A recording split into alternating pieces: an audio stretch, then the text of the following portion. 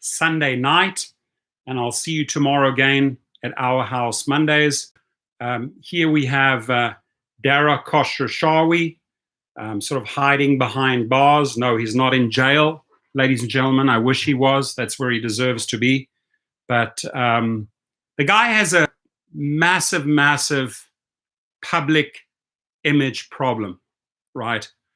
And I think what Dara, if you sort of, and I've studied this guy pretty closely, I've read everything about him, read about his past, his background, sort of who he is as a father figure. And I'm sure at home in his private residence with his kids, he has twins, he has 2 8-year-olds, he has a 16-year-old, he's married. I'm sure there he's a hands-on great dad. But I would ask these kids, and obviously they're too young, they will grow up and find out who their father is later on in life, right? Because children by nature are curious. And they're going to find out one day who their dad really is, right? And the fact is that this is probably the most, and I'm not just making this up because it's confirmed across the media world, internationally and nationally. This guy doesn't have one of the highest security entourages in the world. I mean, he pays millions of dollars to keep himself safe because he is a hated man, right? And I just ask myself, when these kids find out who their father is one day, right? Obviously, in the family environment, there he's at home, interacts with his kids, and I'm not going to ask any questions what type of dad he is. I'm sure he's a hands-on great father, as every father should be. But later on in life, the kids find out the truth, right? They have access to YouTube, they have access to the smartphones. And I started off the video by saying he has a public image problem, right? The way Uber, the investors, as well as he himself, are worried on how the public perceives him, right? And is more made out like as the Dr. Evil, the evil CEO, because there's a lot of talk about this guy online, in comment rooms, in forums. He's a hated guy. I'll say it as it is, right? And I call the SOB out, right? I call him out for who he is, right? And to me, the man has blood on his hands, right? Because he could do things about safety, right? He could change things up, but he's not willing to cost the company riders. He will let any thug, any pedophile, any rapist, any murderer on that platform, right? Because he can do better, and he knows he can do better. And by not doing better, by not spending the money on safety, by not tightening up the app, by not looking into the backgrounds of these riders more stringently, by not giving them such easy access without a name, without a picture on the platform, he truly is responsible, right, for a lot of the sad things we read in the media on a daily basis, right? And those are murders, assaults, etc. So like what I said in the beginning, that when his kids find out who this guy really is and how he treats humans, how he treats drivers, right? And I hope that Dara comes across this video. I hope his wife comes across this video. I hope his team, his legal team, comes across this video, because it's time he needs to go. And it's time for him to really, really look in the mirror, and maybe he sees this video, maybe he doesn't, maybe his kids see it, maybe they don't, and say to himself, is this really the legacy that I want to leave my children? What do I want my kids to think about me in the future, right? Yes, they will know that I'm great at home, I'm a dad, I support them, I buy them all the toys, and we have a good time, we travel, and he lives on this. He has this private island where he hangs out. You'll read this article. It's fascinating, right? And it's by Maureen Dowd, and she's a Pulitzer winner. She's a Pulitzer winner. And when you have this public image problem, you go and hire the best of the best, right? At the New York Times, probably a lot of money involved here, and say, listen, portray me as this cool guy, portray me as this normal guy to the outside world, because you're the best of the best writers, Maureen Dowd. And I would not be surprised if this woman was paid, because I read this article and there's a couple of other things that came out about him at the same time.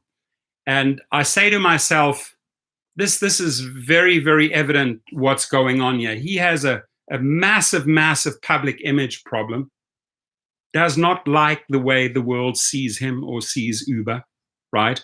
There's a lot of anger and hatred coming towards the company. I get it in email and text messages where people write to me how angry, how frustrated, how cheated they feel by this company. And the bottom line is, ladies and gentlemen, when you're the CEO, the Chief Executive Officer, I call him the BSO, the bullshitting officer, right? BSO, that's his true title, right? You make the final decisions. You sign off on the things. You meet with your legal teams. You meet with your strategists. You meet with the media. You sign off on everything. So however it plays out in the Uber and the rideshare world goes back to one guy, right?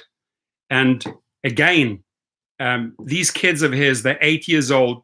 They don't know who their dad is, right? The 16-year-old probably thinks, you know, his dad's a cool guy. But one day they will find out who their father is, right? And that he's really a cold-blooded CEO who has no time, no respect, no feelings for families that are out there hurting gig workers, right? There's one group of people this man will answer to, right? And those are the investors.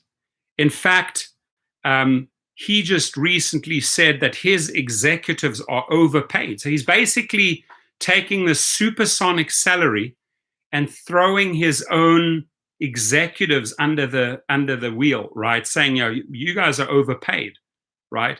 When it really starts on top, right? This guy's got $45 million that he banks each year, plus his shares, plus all of these perks. And then he has the audacity to turn around and say, hey, you know what?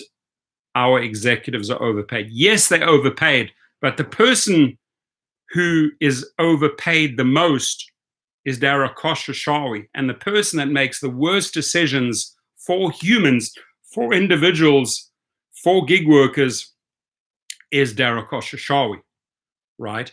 So I'm going to jump into this article.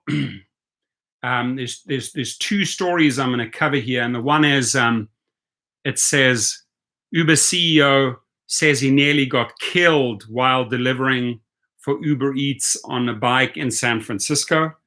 I mean, you go out there one time and one time only on Uber Eats and you almost get killed, right?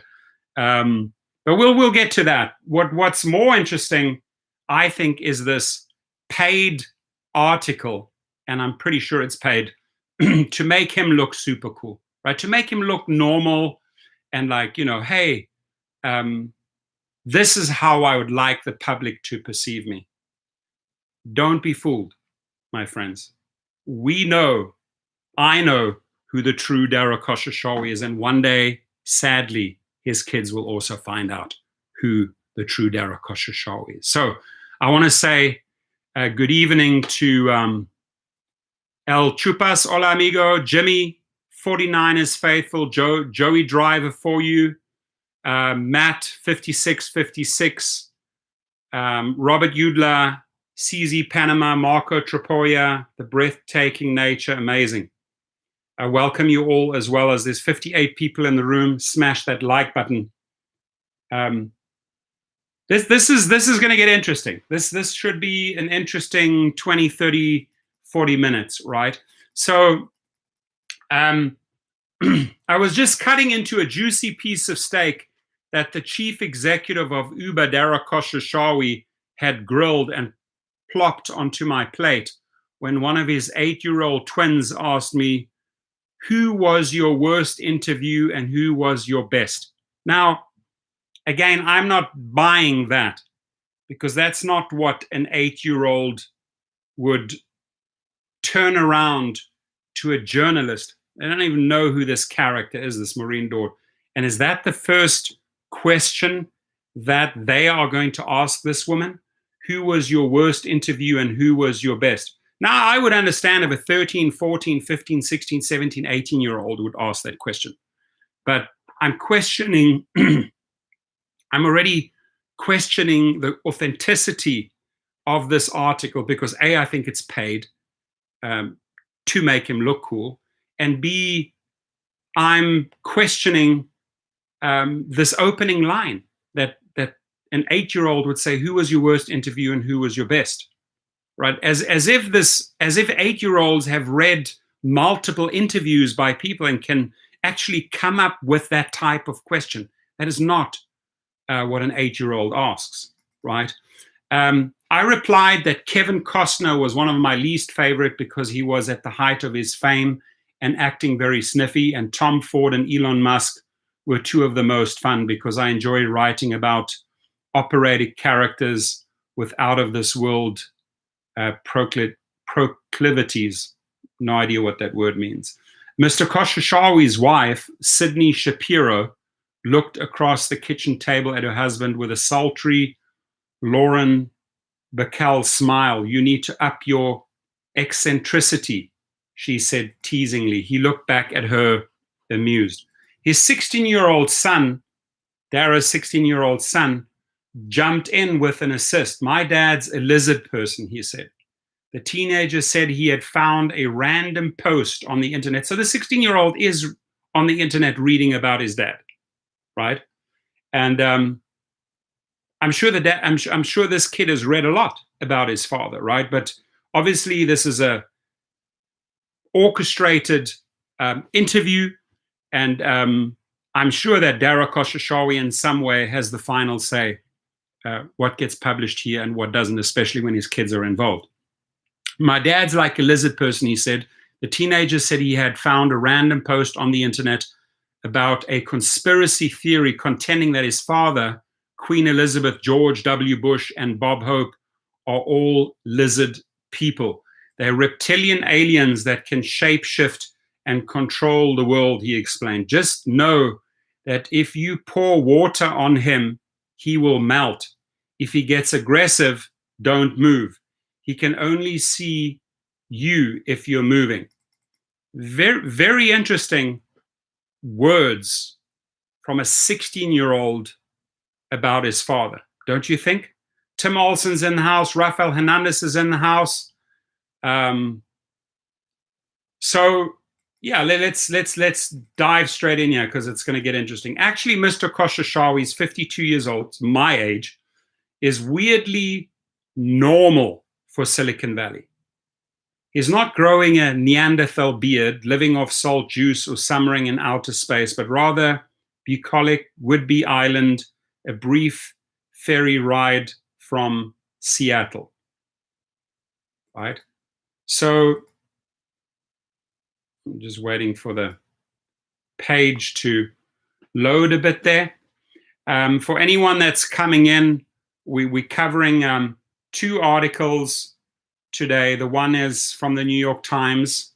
The other one is from the Business Insider that I subscribe to, and both go into quite a bit of interesting length talking about Dara Khosrowshahi. So let me see why this thing is not loading here. I'm going to keep on writing. I'm reading out a couple. They've got Cremisha Thomas in San Diego, Phoenix in the house. Tom Olsen's got the alien emojis there. Now, so Mr. Khosrowshahi was like a dad who had to mop up after the frat party, pull all the solo cups away and get the vomit off the marble floor. He came into a nightmare, said Barry Diddler, who juggling calls from his yacht helped him nab the job after the terrible board deadlocked between Meg Whitman and Jeff. That was at the time when they were selecting the CEO for Uber. Mr. Diller said his protege has had a miserable year or two, slammed by COVID, but that Dara is a great executive and Uber is a great business eventually, right?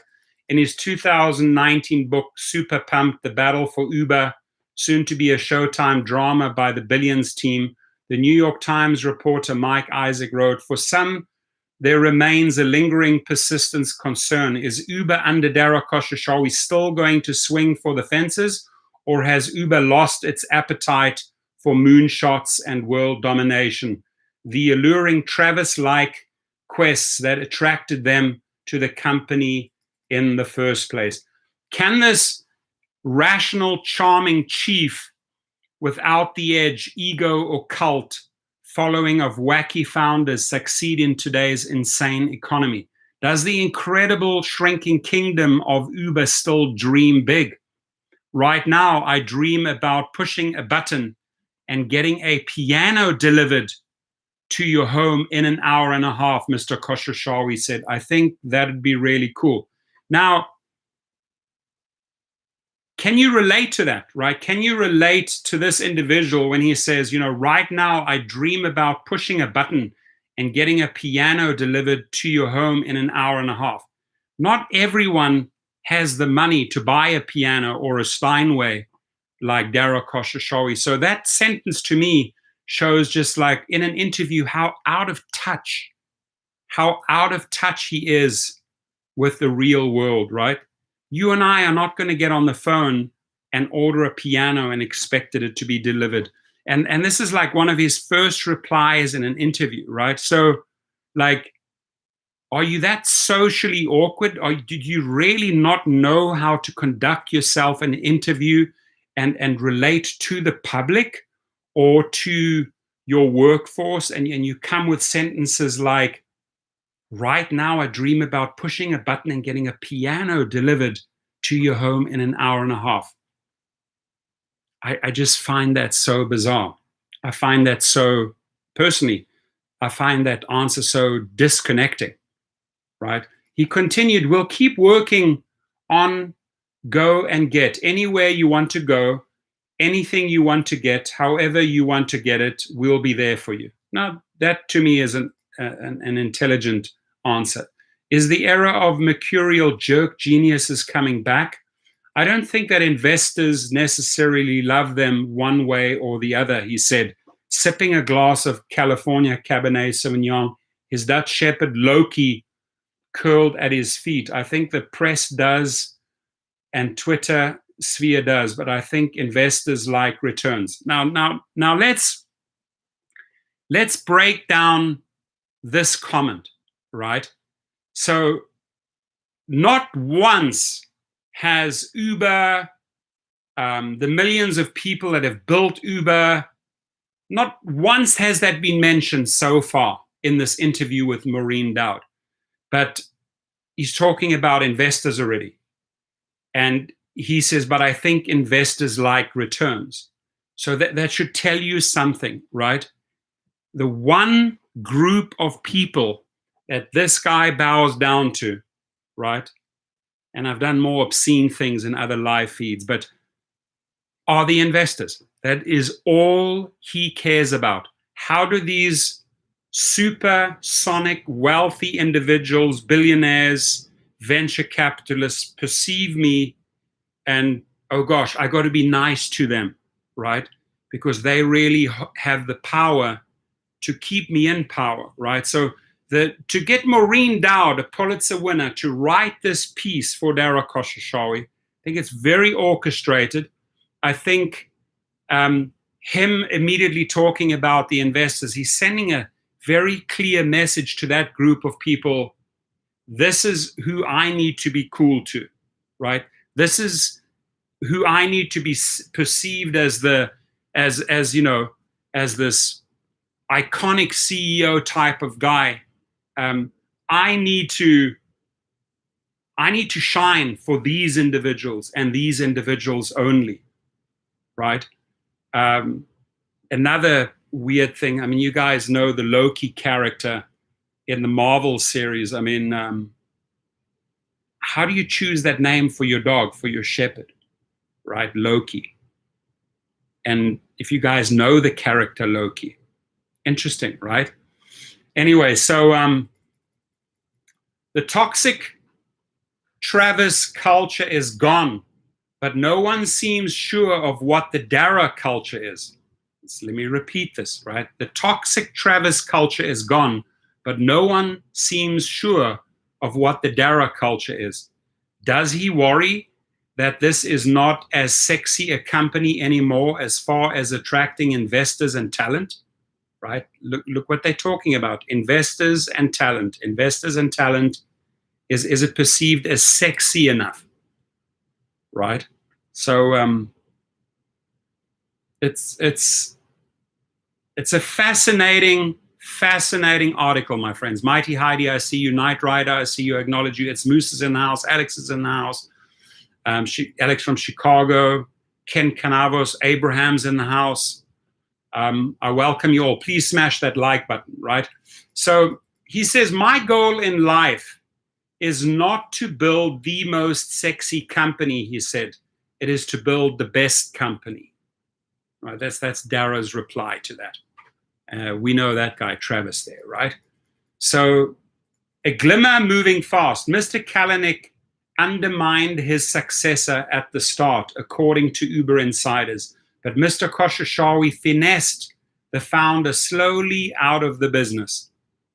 The Kalanick crowd did not make it easy on the math guy, as some call him, with efforts to divide the company into Travis people and Dara people, and whispers that the new boss was not on board with Taris's mantra of bigger and faster.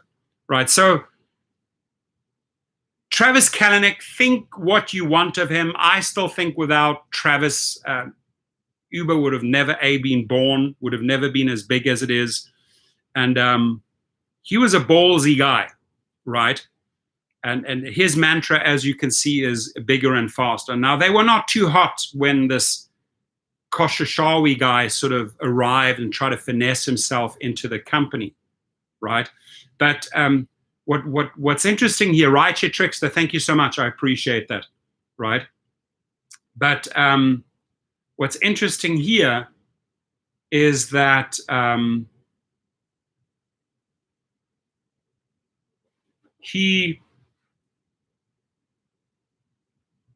they did not like the fact that he sort of tried to divide the company into Dara people and Travis people, and they called him the math guy. Now, Travis and his team call him the math guy, the numbers guy, right?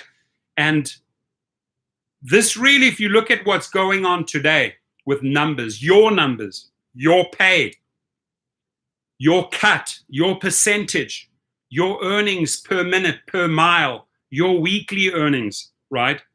This is what Dara is about, right? He is the numbers guy. And if you're a numbers guy, you are answering one group of people only, and that is the investors. So what this article tells me very clearly, this article by Maureen Dowd, is that this math guy, Dara Khosrowshahi, cares about the numbers only and has only been talking about the investors so far, right? So if you hired this lady to make you look pretty cool, to make you look like a normal guy, as she said in the article, I think you have missed the opportunity to set the record straight. The people see through the article and know who you are, right? You're a cutthroat CEO that only cares about the numbers and only cares about the investors, and you will literally walk over your millions of staff, over your people, to extract as much as you can, and you could not care a continental shit how much blood flows. And that's back to the whole safety issue. So it's numbers, numbers, numbers. Don't really care about, about the safety. We're not going to put money in there. We're going to crunch the numbers wherever we can to appease the investors. They get a $59 million fine from the state of California. They get it reduced to $150,000, right? They involved in massive class action lawsuits, accused of stealing tips from drivers, and settle for little amounts. So wherever we can take the numbers away from the riders, from the drivers, that is his game plan, right? And there's one group of people he answers to and that he cares about because he wants to keep his position as the CEO, and those are the investors. So he says, I don't know what Travis was doing, Mr. Khosrowshahi said in his deep, even voice. Honestly, I didn't spend a lot of time figuring it out. With me, he was generally helpful. Then he got out, he separated from the company, and I think that was a fine thing to do. So that's not giving the real honest answer, right? That's being sort of like avoiding the truthful answer. Well, I didn't really get so involved there and wasn't trying to figure him out. He left the company. I would like to see a movie, and I'd like to hear Travis tell us exactly what happened there, right? Because I'm pretty sure this guy finagled and finessed his way in there and played some dirty tricks to get Travis out. So he says, we work with him at Uber Eats, and that's fine, Mr. Khosrowshahi said. Mr. Kalanick has a new startup, Cloud Kitchens, which rents commercial space and turns it into shared kitchens for food delivery business. I'll take Travis's side for a minute, which is I had to come in and be very clear that the company was no longer his. I had to be more forceful because of where we came from. I can completely imagine that hurting because he'd built the company. I'm not necessarily defending him, but I understand how it would be tough for him. This was his life. Now, he says, I can completely imagine that hurting him, right? So he's obviously, maybe in a way, cared a little bit about the feelings of Travis Kalanick. Again, note, ladies and gentlemen, not once has he spoken about the real people that have built the company, the millions of drivers worldwide. Not once. There hasn't been a single mention to this point, right? They've been talking about math, numbers, investors, Travis, briefly about his twins, briefly about his 16-year-old, and that she says, and the Maureen Dowd, the writer, says he's a pretty normal guy. Don't be fooled. Andrew McDonald, the senior vice president of mobility for Uber, who has worked for both bosses, praised Mr. Khosrowshahi for changing our culture values to do the right thing. We are as combative as we were 7-8 years ago. Are we as combative as we were 7-8 years ago? No, Mr. McDonald said. Will Dara fight and push and take issues all the way for what he believes in? Yes. Travis was a really ferocious competitor, but the company definitely had blind spots as well. This is Andrew McDonald speaking. Mr. Khosrowshahi had gotten through the Kalanick mop-up, the apology tour around the world, a shaky opening IPO, and the scaling down, and the company was on its way to profitability. Then the pandemic. He had to lay off 25% of his workforce. Who wanted to get in a car with a stranger, even if there were anywhere to go? So here's a picture of him, and it's interesting. Here it says, now we'll get to another picture. When coronavirus hit, we pulled back pretty aggressively, he said. We got out of some businesses. There are certain times where you should be conservative, and there are certain times where you go for it. He said he didn't have enough time to be depressed or to feel sorry. He was frantically trying to figure out if the company, already losing billions, could survive losing, in some places, 85% of its rides business. He discovered a glimmer moving fast. Uber Eats, an arm of the business he had been pouring money into for the previous 2 years, despite many investors being unhappy about it. When I joined, Eats was a 2.5 billion business, he said. We're going to be over 50 billion now. Eats on a volume basis is going to be bigger than rides, chiefly because with Eats, we're going to go to grocery and we're going to the pharmacy and we're going every single local commerce category. It's a bigger market.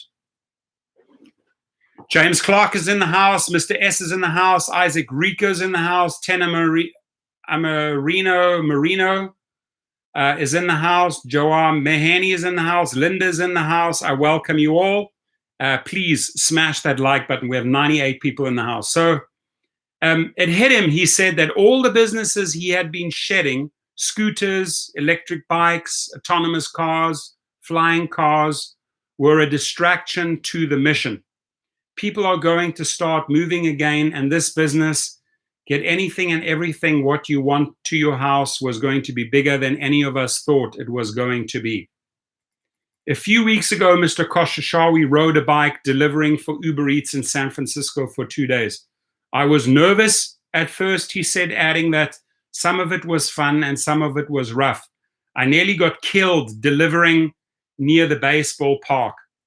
The Giants game was starting and traffic was nuts. My hypothesis is that someone knew that I'm a Mets fan. I don't think so. I think someone found out that Dara Khosrowshahi was out in public and not hiding in his homes, right? So if you're out there on a bicycle without your security and you that hated in public, maybe 1 or 2 people want to go at you, right? So his hypothesis to me doesn't add up when he says someone knew that I'm a Mets fan. Around the time of Uber's IPO in 2019, Mr. Khosrowshahi suggested that the company could be the Amazon of transportation. Has that dream dimmed? I think we were neighbors at this point, and we'll look over the fence and wave at them, and maybe they'll notice us waving. Maybe they won't, he said. But I think our house is going to get bigger. Now that parts of the world are back to calling for rides again, they are suddenly way more expensive, 40% more according to one estimate, and thanks to Uber, there are far fewer taxis. I don't quite agree with that when it says, and thanks to Uber, there are far fewer taxis. I think they try to wipe out taxis and shuttle services, but I think those are coming back strong again, right? It's not where it needs to be right now, Mr. Khosrowshahi conceded. He said the company is leaning in and investing super aggressively to bringing drivers back. First-time drivers are mentioned. First time. We told investors we're going to hurt our margins in the second quarter doing so. He predicted that by September, prices will return to nearly the good old days, adjusted for inflation. Some analysts note that Uber's ride-sharing business seems to have an existential problem. Wouldn't its original business model only work if it used billions to subsidize the cost of rides until the transition to self-driving cars? But a driverless future is a long way off. Doesn't Uber either have to charge a lot more for the rides or find some way to pay the drivers even less? Isn't this fundamentally at odds with treating workers humanely? So for the first time, this writer is showing like some compassion towards the drivers this late in the article, right? Mr. Khosrowshahi demurred, saying Proposition 22, a ballot measure in California that allows gig economy companies to keep, this is his answer, right?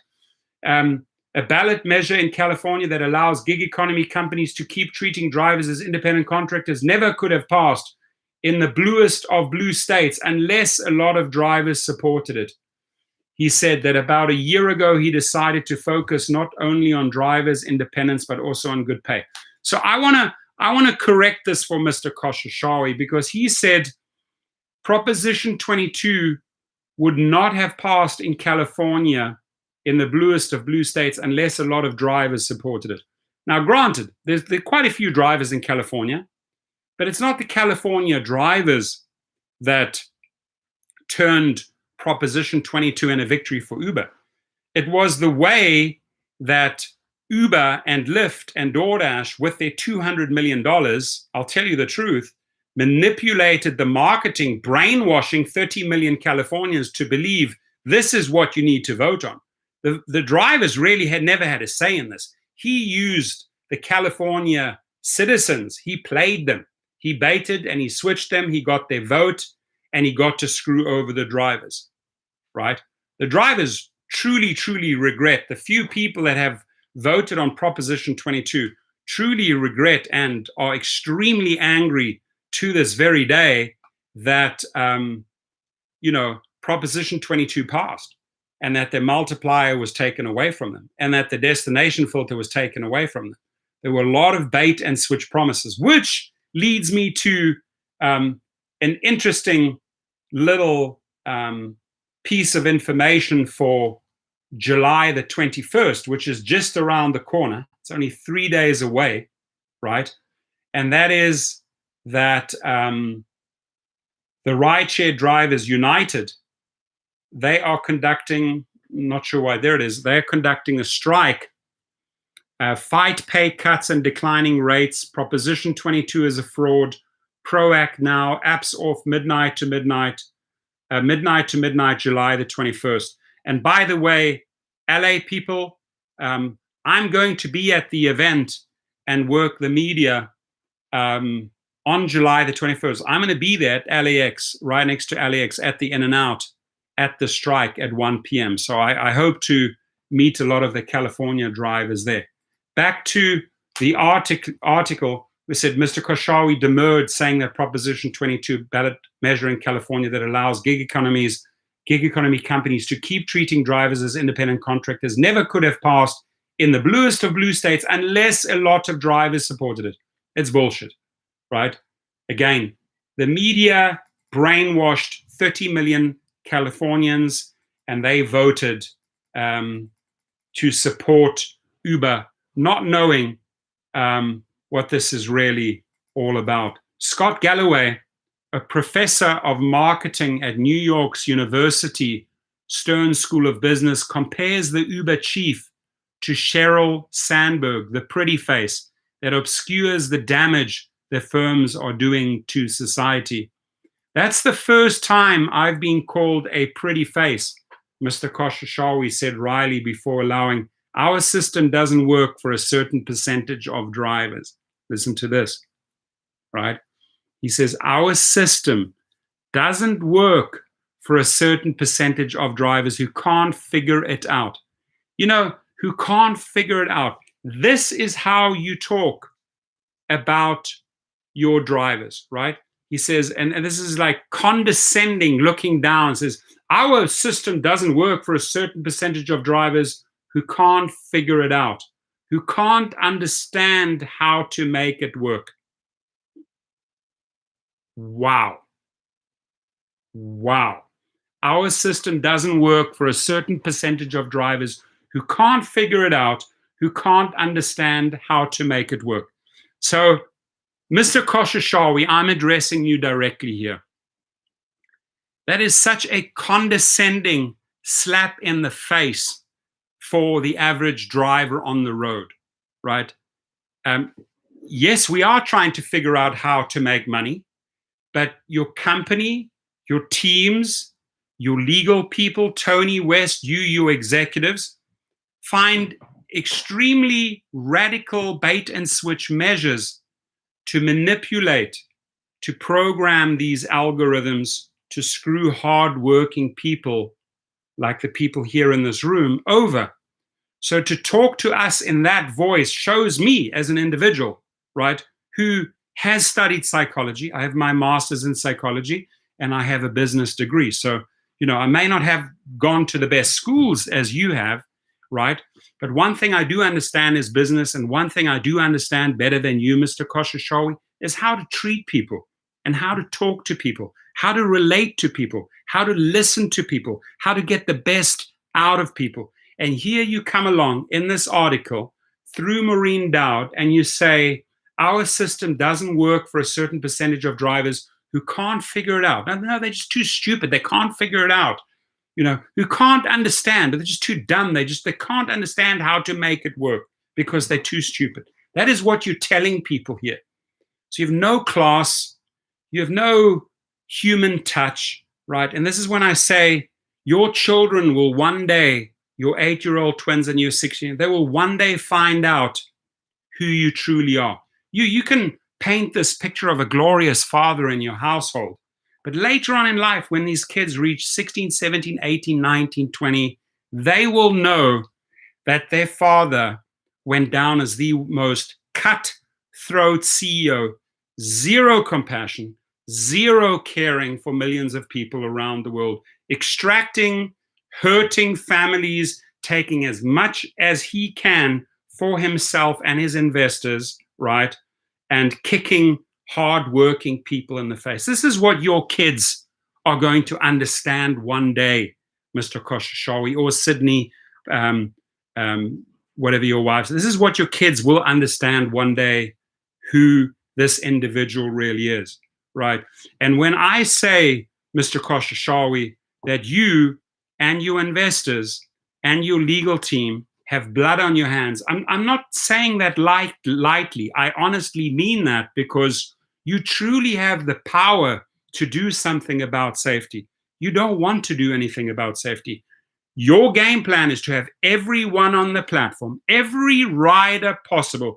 It doesn't matter an F if they are pedophiles, if they are ex-rapists, murderers, jail felons, whatever they are. You want every single dollar. You're a math guy. They already said that. You're a math guy. You care about every dollar for your company, for your salary, for your investor, no matter where it comes from. Even from the jailbird who just got out and who got on the platform because they could buy themselves like some card and register. And ladies and gentlemen, I'll tell you why I know that. I have a personal experience I want to share with you. One of the reasons I pulled back from Uber SUV is because I had an individual, a gang member in my car with 3 phones, right, who was an escaped felon from jail, and 8 police cars surrounded me and arrested this individual who hid his gun underneath my passenger seat, who hid his machete that he had in his pants underneath that's who I had in my car, right? Not knowing that until the police arrived and like, oh my Lord, what WTF, who do I have in my car? And again, it's thanks to you, Mr. Khosrowshahi, that individual was in my car, right? And things could have gone the other way. I could have ended up in some side street, dumped on the side of the road, could have stolen, could have stabbed, right? But I used my street smarts to get out of that situation. But that is the type of person that ends up in our car, right? It's because you don't care. You do not care who gets into our car. You do not. And I want to tell his 16-year-old son, who probably understands a little bit more than the 8-year-old twins, your father does not care who's in the car with us, right? He does not care. Your father allows pedophiles, felons, rapists, even probably murderers to be on the Uber platform. That is who your father is. And no matter how he treats you in the day-to-day family life, you may think of your dad as the superhero, right? I'm going to tell you right now, dear 16-year-old, that is who your father is. He does not care a continental F-U-C-K, right, about a driver's safety. And safety, ladies and gentlemen, is one of my big topics. Safety, ladies and gentlemen, is what I'm going to address with the media on July the 21st. And unlike some other people that maybe pussyfoot around interviews, I'm going to say it as it is to these reporters. I'm going to tell them who Dara Khosrowshahi, Logan Green, John Zimmer, Tony Zhu, whoever met. I'm going to tell them what type of caliber person runs these companies that we work for, right? And that safety means nothing to them.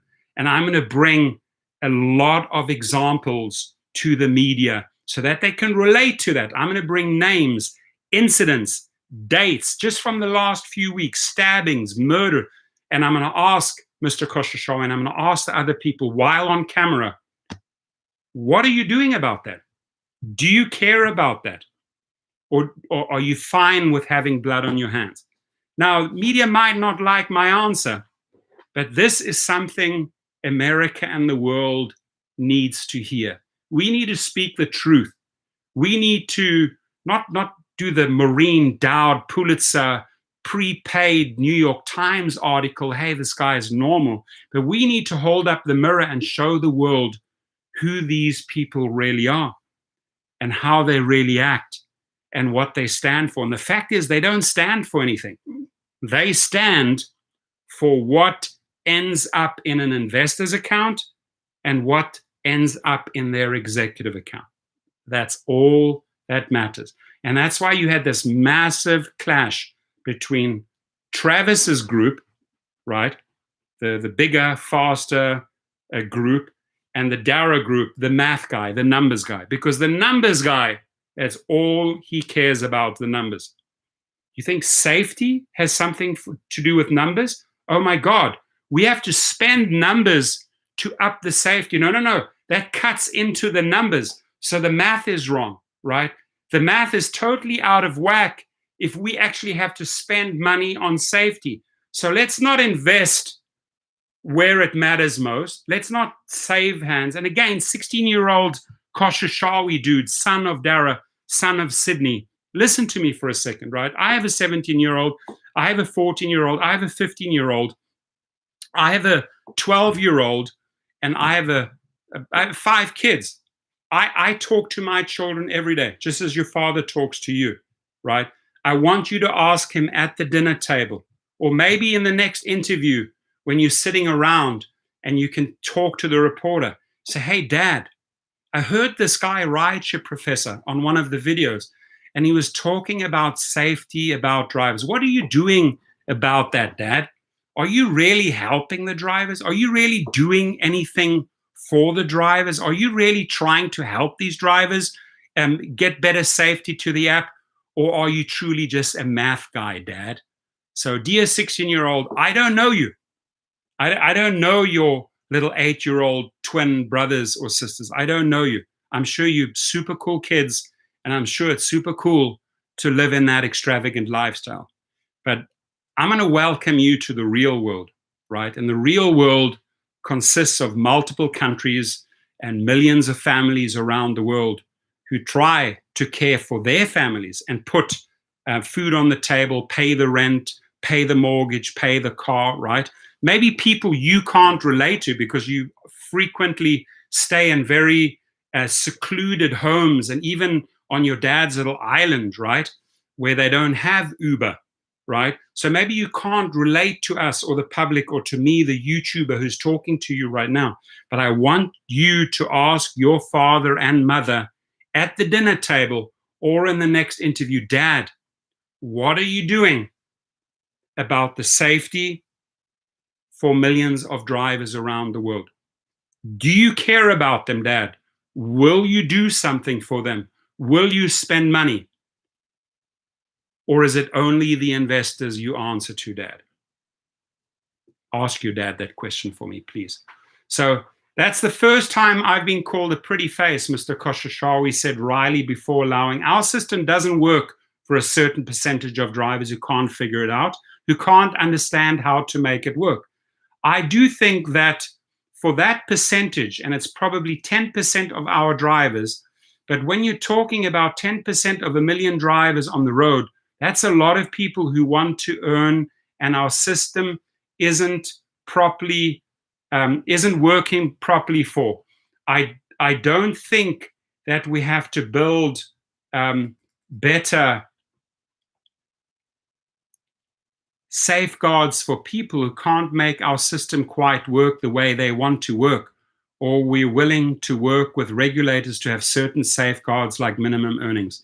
So again, I'm going to welcome you to the real world, Dara Khosrowshahi. The other 90%, right? You're sort of just dismissing them. You're talking about this 10% that knows nothing. They don't understand anything. They're just too stupid. how to work our system. I'll tell you about the real world, Dara Khosrowshahi, is that the other 90%, right? This group that you're not addressing right now, but you say, oh, they understand what our system's about. No, they don't understand what your system is about. They understand that they are putting in a shift.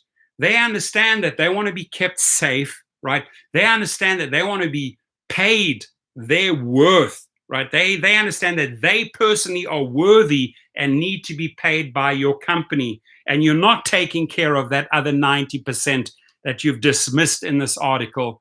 And then instead you're discussing the 10% that are too stupid to understand how to make it work. I'll tell you what, 100% of these gig workers, or 99%, don't quite understand, right, that you, the CEO, are getting so much money and answering to investors only, and you're not taking care of the 99%. That is what they understand.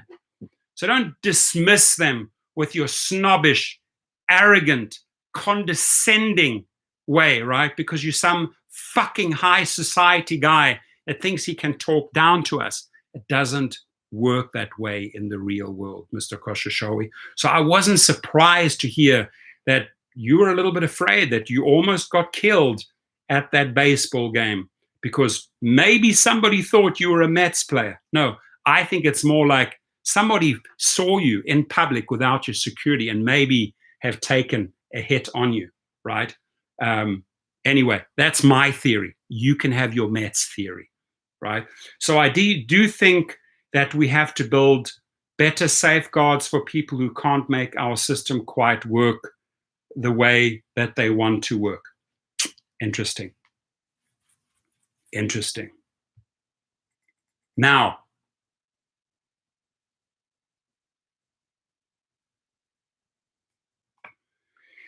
let's carry on. Let's carry on here. Now, let's see, where are we? So,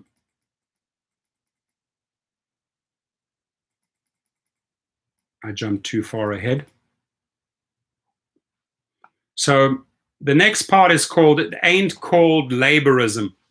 In 1979, when Dara was 9 years old, his Muslim family fled Iran to escape the revolution, leaving the fortune they had made from their large pharmaceutical and cosmetics company. They moved to an uncle's mansion in Irvington, New York, for a couple of months before getting a condo in Tarrytown. Isaac Rico, 100%, buddy. Once his mother, Lily, had shopped in Paris at Dior, Saint Laurent, and Celine. Now she had to go to work at the Madison Avenue Celine. Once she had a cook, 2 gardeners, a driver, and a babysitter for each child. Now the woman who had never set foot in a kitchen became her own cook. She was laser focused on sending her sons to a good prep school, the Hackley School in Tarrytown. Dara's soccer and math skills made assimilation easy. When his father returned to Iran to try to get his own father out, he was not allowed to leave the country for 5 years and missed Dara's high school graduation. Now, that's tough. I would never want my kids to have to experience that. But I ask myself, if he went through that, it definitely shaped who he is today. The businessman Herbert Allen Jr., whose sons were school friends with the Khosrowshahi boys, took the family under his wing. This man was an angel, Lily said. He took them on a private plane on the best trips ever for summer vacations and skiing. Lily taught Dara to stay humble. He prefers giving his team credit to Swanning. After George Floyd's murder, he choked up in an all-hands meeting. My dad carries with him a bit of feminine energy that he learned from his mother, said his daughter, Chloe, 20, a student at Brown University, her father's alma mater.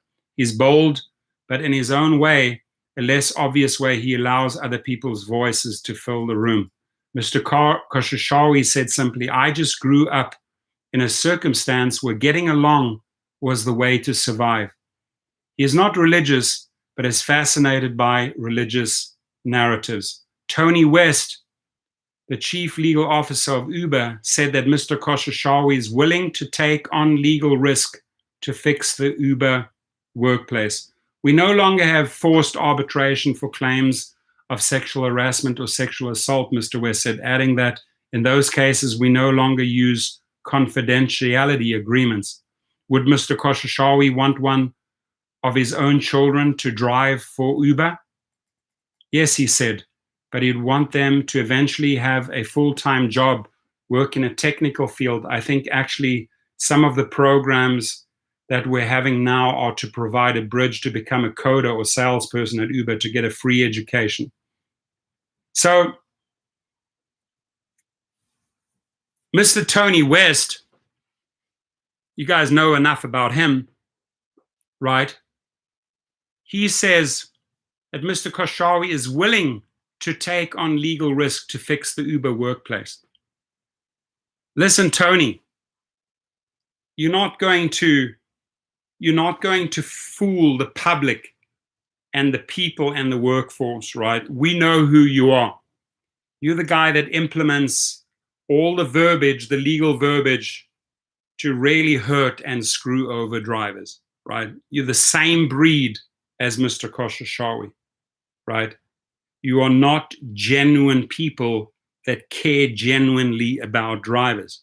You concoct measures to evade taxes, to screw over other companies, taxi companies, and consistently find ways around the legal system to manipulate the legal system for your financial benefit gain. That's who you are, Mr. Tony West. And again, I would ask the same question to Tony West kids.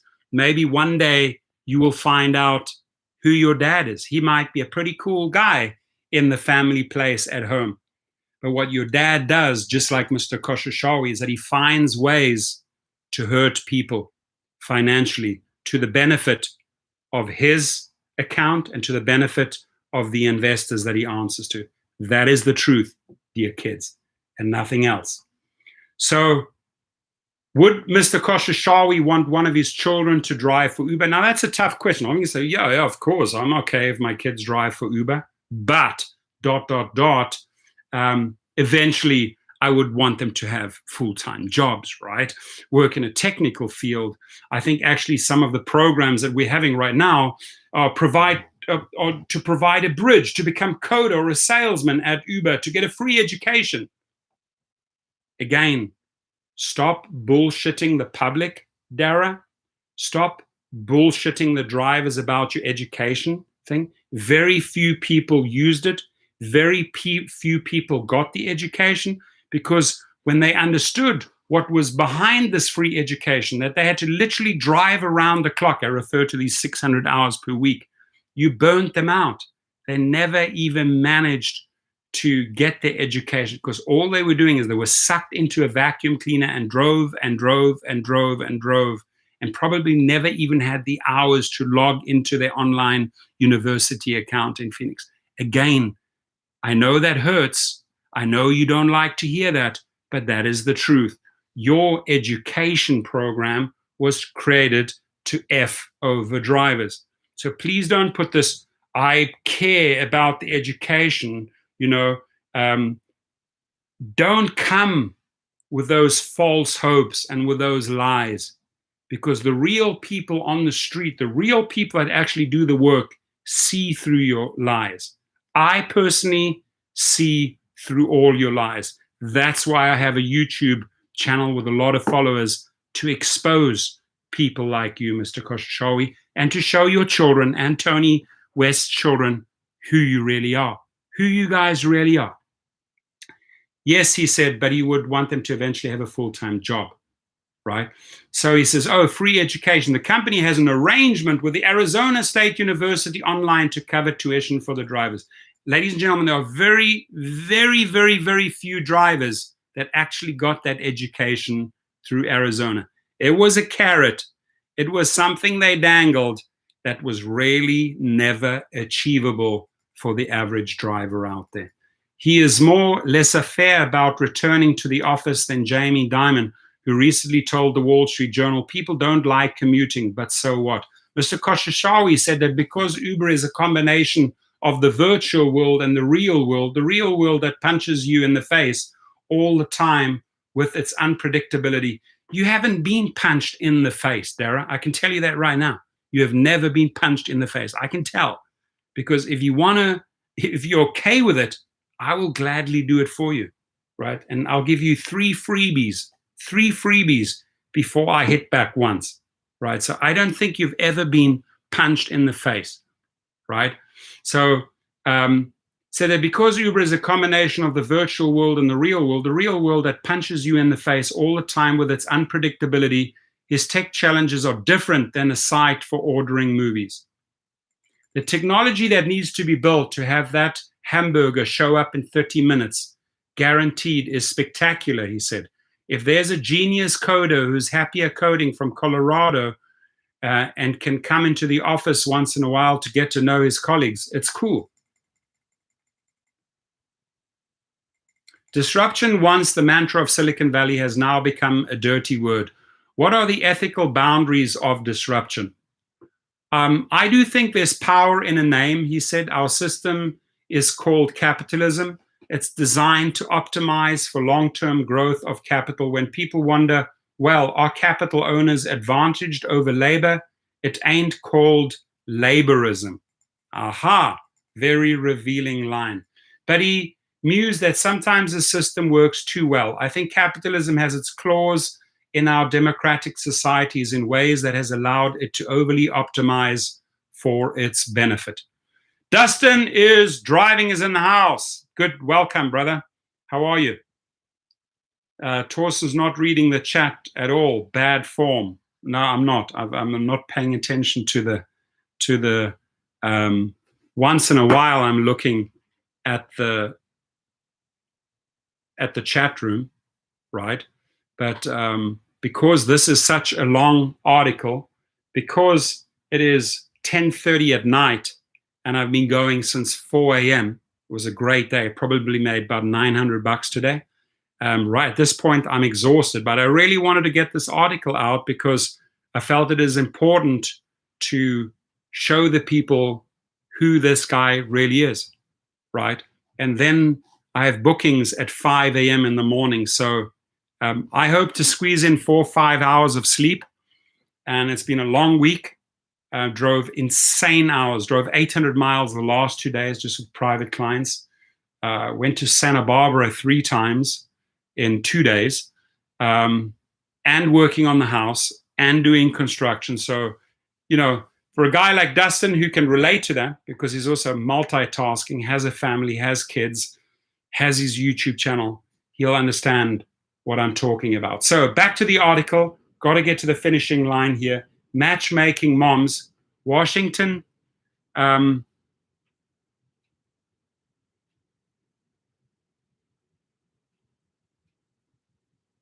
the article is going to be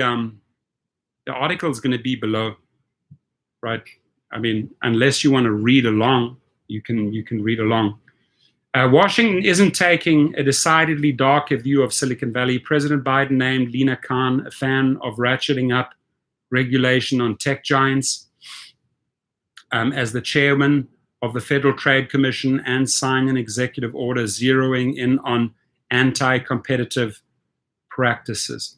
Pete Buttigieg, who's joined a protest outside Uber's headquarters in 2019, now leads the Department of Transportation. Marty Walsh, who fought Uber as mayor of Boston, now leads the Department of Labor. In April, he talked about the need to reclassify some gig workers as employees, while noting that our regulatory sandbox is much more city and state than it's federal. Mr. Khosrowshahi said that this tech lash is inevitable. I think just like Uber, some of them grew up too fast and some of them didn't take responsibility for their power, and I think now they're being called to reckon. And I think it ultimately result in better, more balanced society going forward, he said. My hope is it doesn't destroy what we built. Sometimes the emotional takes over, and I think that's destructive, but I think the age of I built a platform, I'm not responsible, that time is over. And now the question is, what does the responsibility look like? Defining it and putting guardrails around it, I think that's a healthy thing. I'll tell you what the responsibility looks like, Mr. Khosrowshahi, now that you build the platform. You have an obligation and a duty to keep these individuals safe and pay them well, right? That should be your main duty. Is he worried that ProPublica, which recently revealed that many top cheap executives pay little or no taxes, has his tax records? I think that they will have less of a problem with my tax record, he said. I think there are real issues that are being raised there. While he doesn't blame other chief executives for following the law and trying to save money, he calls the tax system a monster. There are constantly these lawyers knocking on my door to build these crazy trusts and all of that, he said. Sometimes I feel like an idiot not answering. I'm the dope who's not doing all the stuff, but it's just not what I want to be spending my time on. Do the captains of the cloud and industry making obscene gobs of dough deserve it? I think if you decline fairness by fair market value, then CEOs are paid fairly, he said, laughing at that. I think if you define fairness by how you think society should value people, then I think CEOs are paid too much. You could put me in that group. The system, the way it's designed with these compensation consultants, creates a significantly inflationary environment. Every single comp committee wants to pay their CEO at the 60th or 75th percentile because no one ever wants average CEOs. God help us. But what did he learn from the fallout after the downplayed the Khashoggi execution by Saudi leaders who are major shareholders in Uber as a serious mistake? I learned to not make excuses, he said flatly. Does he pay attention to politics in Iran with that country still in the clutches of zealots? I think that it is a shame that Iran is so cut off from the United States, he said. I think there's some unfortunate history there. Iranian culture is more ancient than the Islamic religion. It's a deep culture, and there's an innate love that Iranians have for American culture and Americans. I'm hoping that the connection can come back again. Thanks, Tim Olson. I appreciate that. Mike Constantine, how are you? Mike Constantine, it's basically we hate Dara chat. More or less, Mike Constantine, more or less. He jokes that he and his wife have found a solution for peace in the Middle East. She has his name tattooed in Farsi on her wrist, and he has her name tattooed in Hebrew on the back of his neck. He visits Twitter twice a day and Instagram at night to heart his wife's posts. I ask about their impromptu wedding in the little white chapel in Las Vegas. I had the bright idea, he said. I wanted to get married. I wanted it to last because it was my second marriage and I'm madly in love with Sid. I said, let's get married on 12/12/12. It's a lucky day. We went to Vegas to get married. It was us and about 10,000 Chinese people looking to get married because it's a very, very lucky day there.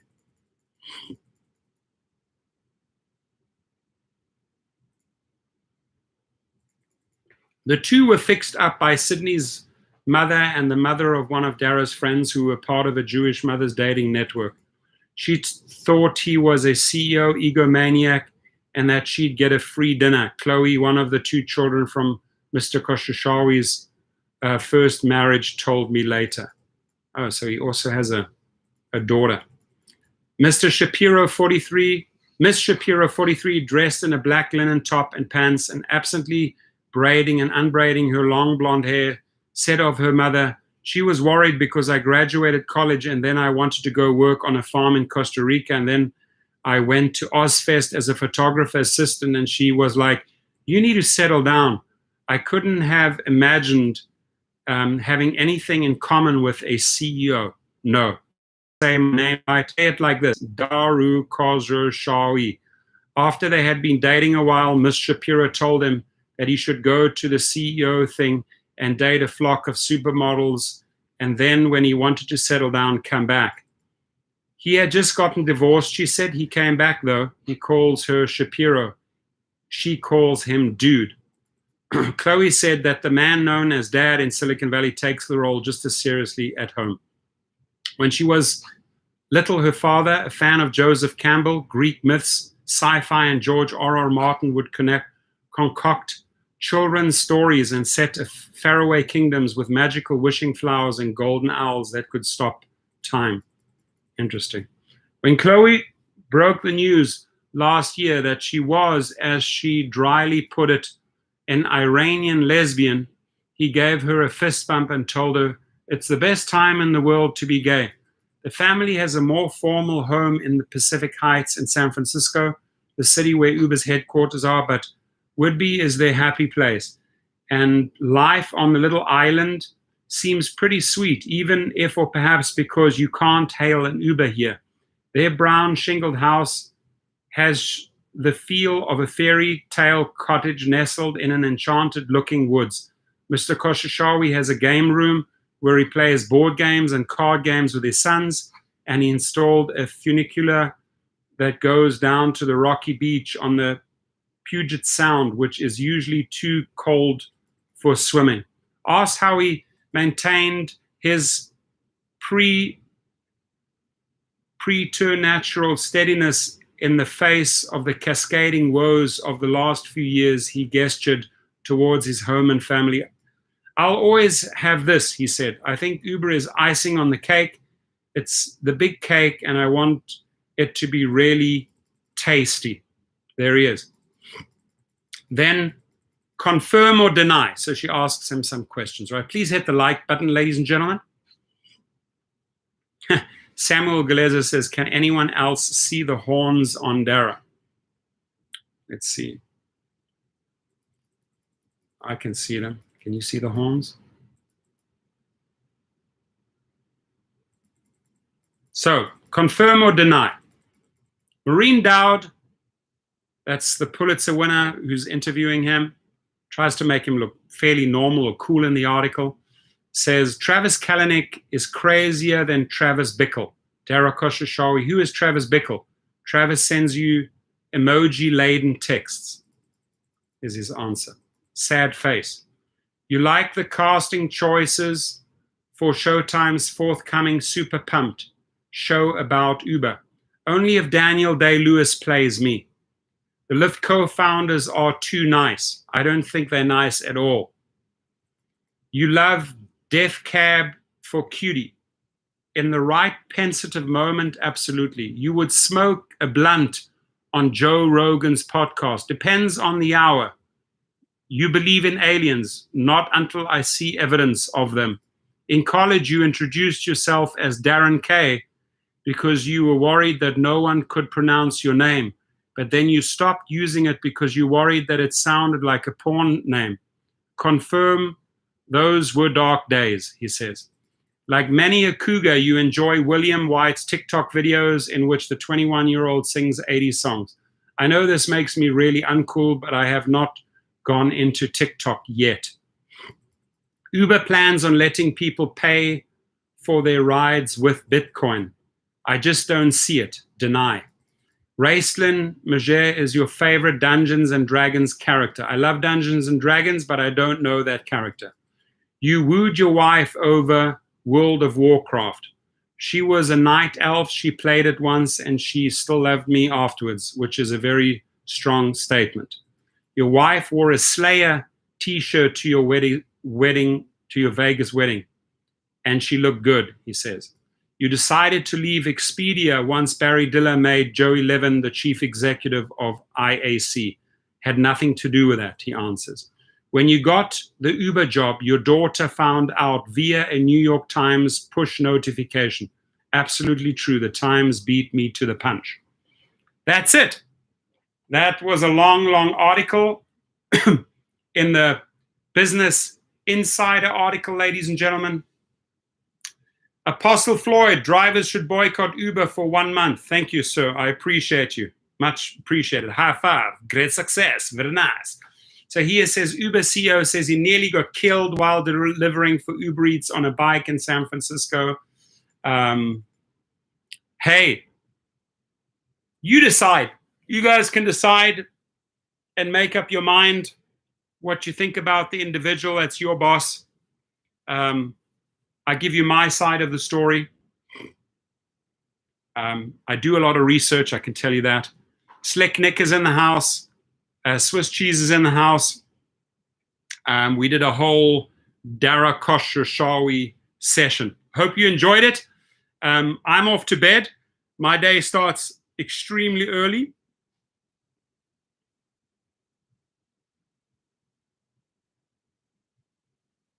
I just got a text from my son. All right, guys. I'm going to leave both the articles underneath the video. I'm excited to see everyone tomorrow at Our House Mondays.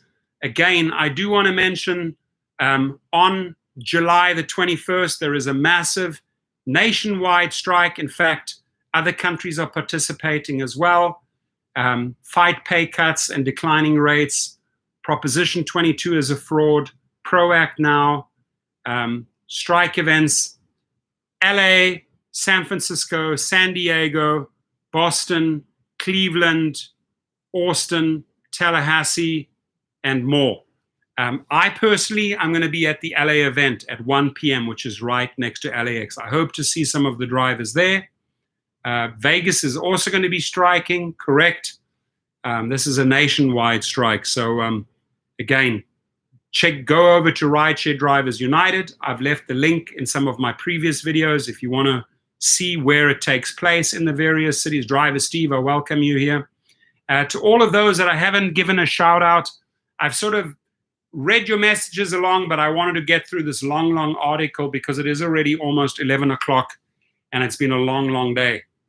Thank you, my friend, Apostle Floyd. Thank you to all of those who donated tonight. Thank you for all of those who contributed to the story, gave their feedback. I appreciate you all. And I wish you a fantastic night. Tomorrow's Monday. May it be a great week, and I'm excited to see you in the next live stream, which is about 24 hours away. Thanks. Keep up the fight for us. Absolutely. You know, I think that's my duty and that's my calling, is to really expose these people and push for better conditions, right? And we have to do more.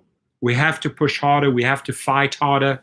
And we have to expose these fools. We have to expose these executives. We have to expose these investors and show the world that they are doing absolutely nothing about safety and pay for millions of people and their families. Love you all. God bless. Have a good night. Excited to see you tomorrow. Good night.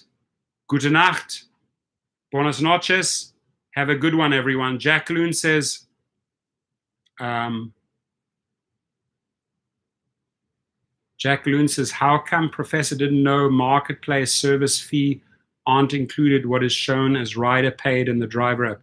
Not sure what you're referring to, but you can, doesn't quite fit into this story, and not going to confirm or deny that because that's just some random little thing that you've just thrown into the mix. You got to bring the proof, right? Refer to the video, refer to the time, and then I'll address it in tomorrow's thing, right? But to throw something in the middle and to think you're going to get you're going to try and say that someone doesn't know his stuff. I have no idea what you're talking about. I won't be beat. I nearly got killed every day. How irony. DJ Marky T in the house. I love that name. DJ Marky T. I appreciate you guys. So yeah, the 21st, is that a Wednesday? Today's 19th is a Monday. Yeah. 19th is a Monday.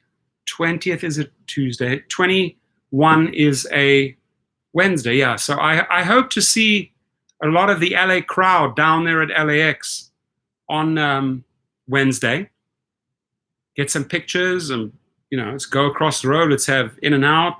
There's great coffee there at Starbucks. Let's chat. Let's get in front of the cameras. Let's make some noise, right? What time tomorrow? Our house Monday. Tomorrow I have a super busy day. Lots of bookings.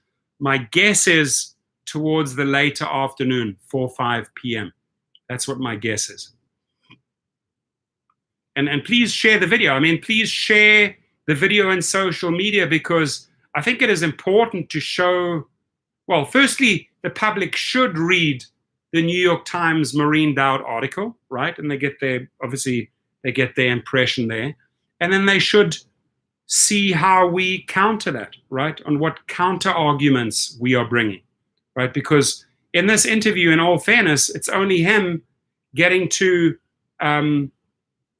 share his view. He's not really going into the fundamentals of the business and the hardships of the drivers. He's not addressing that. He's skirting that, right? Eric Cruz says, I think Uber just removed the ability for the driver to cancel a trip after starting the trip, because tonight I just tried to cancel because my rider started being rude after I started the trip. Interesting. Well, you maybe want to try that a second and third time to make sure that is the case, right?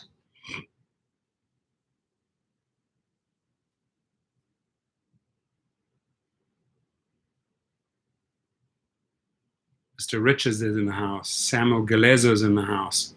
Dennis Torres is in the house. Racy Branch is in the house. Udaya Raj Kandal's in the house. Now I'm seeing all the names. Dustin was in the house early on. Apostle Floyd is in the house. Arthur Ashian is in the house. There's a lot of people here tonight. So if I didn't give you a shout out or didn't read out your messages, I'll definitely do it tomorrow. Veritas is in the house. Greetings and salutations to you. You guys have yourself a good night, man. Get some good rest. Sweet dreams, everyone. Hope you wake up refreshed, ready for a new week. Stay safe out there. Apparently the Delta variant is raging in LA and around the US. So just be careful, right? Just be careful. Let's get through this. Thank you for all. If you haven't given a thumbs up, do it right now on your way out. And I think we got a lot covered here, right? And thank you everyone for sharing. Thank you for contributing and bringing really, really good points up, right? Points of discussion that we can address during a live stream. So thumbs up for you guys. Thumbs up for next week. Thumbs up for Monday. And we're going to have a super week, guys. We're all going to have another awesome 7 days ahead. Tomorrow morning is payday. Money gets transferred into your accounts. On my side, I honestly think it was my busiest week I've ever had. My busiest week on private trips I've ever had. I mean, it was from morning 4 a.m. till 12 o'clock, 2 a.m. at night, every day, almost every day. It was insane. So the amount of hours I got to actually put on the pillow, the head on the pillow this week was, I took on a little bit too much, but can't complain. Donald says Northern Michigan's in the house. And good night, folks. Get some great rest. I appreciate you guys. I appreciate you for being here and fighting the fight and standing up for what's right. Namely, better pay, better safety, better conditions, better health, better voice for all of us. Cheers, guys. Thank you.